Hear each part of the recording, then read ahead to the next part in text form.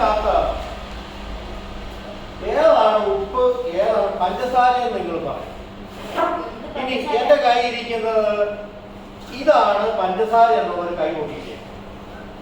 എന്റെ ഇടത്ത് കയ്യിലിരിക്കുന്നതാണ് പഞ്ചസാര എന്നുള്ളത് കൈ.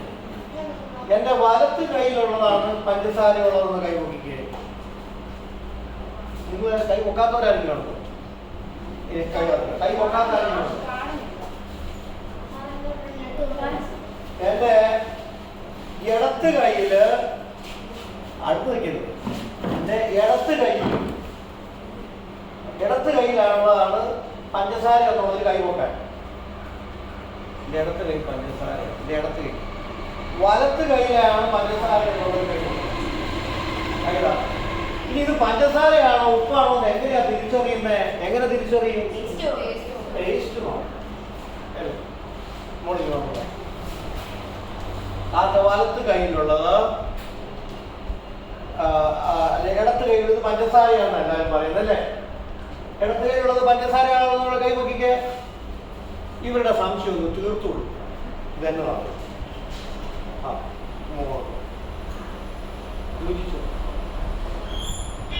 എന്താണ്?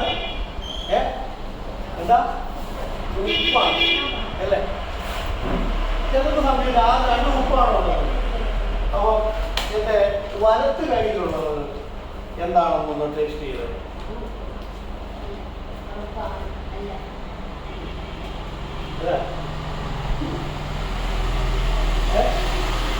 പഞ്ചസാരയാണ് അല്ലേ? അപ്പൊ നിങ്ങൾ പറഞ്ഞത് നേരത്തെ കൈപൊക്കിയൊക്കെ പറഞ്ഞത് ഈ ഇടത്ത് കൈ പറഞ്ഞത് കറക്റ്റാണോ? തെറ്റിപ്പോയല്ലേ? എപ്പോഴാണ് ഇത് കറക്റ്റ് ആയത്? എപ്പോഴാ? രുചിച്ചപ്പോഴാണ്. നമ്മുടെ ജീവിതത്തില് പല കാര്യങ്ങളും തെറ്റായിട്ടുള്ള വാട്സപ്പിലും മൊബൈലിലും ഒക്കെ വരും. അതെല്ലാം ശരിയാണോ?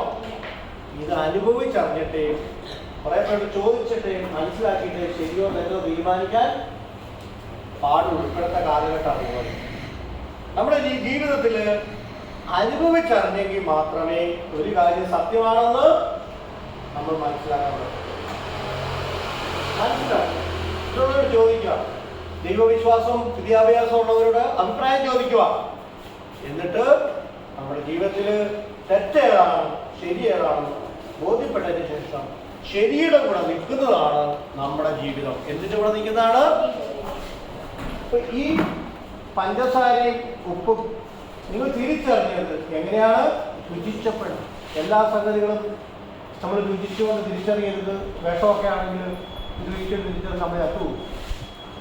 അല്ലാതുള്ള കാര്യങ്ങൾ ജീവിതത്തിൽ തെറ്റേതാണ് ശരിയേതാണെന്ന് അനലൈസ് ചെയ്ത് അഭിപ്രായപ്പെട്ടതിന് ശേഷം കൺഫ്യൂഷനായിട്ടുള്ള സമയങ്ങളിൽ നമ്മൾ തീരുമാനമെടുത്ത് നടപ്പാക്കാവുള്ളൂ. അല്ലെങ്കിൽ നമ്മുടെ ജീവിതം നേരത്തെ നിങ്ങൾ കീറിയതുപോലെ ചിലരൊക്കെ കീറിയപ്പോൾ ആ പേപ്പർ തെറ്റിപ്പോയി, അലക്ഷ്യമായിട്ട് കീറി.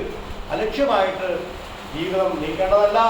ലക്ഷ്യത്തോടുകൂടി വ്യക്തമായ തീരുമാനത്തോടുകൂടി നീങ്ങേണ്ടതാണ് നമ്മുടെ ഓരോരുത്തരുടെയും ജീവിതം.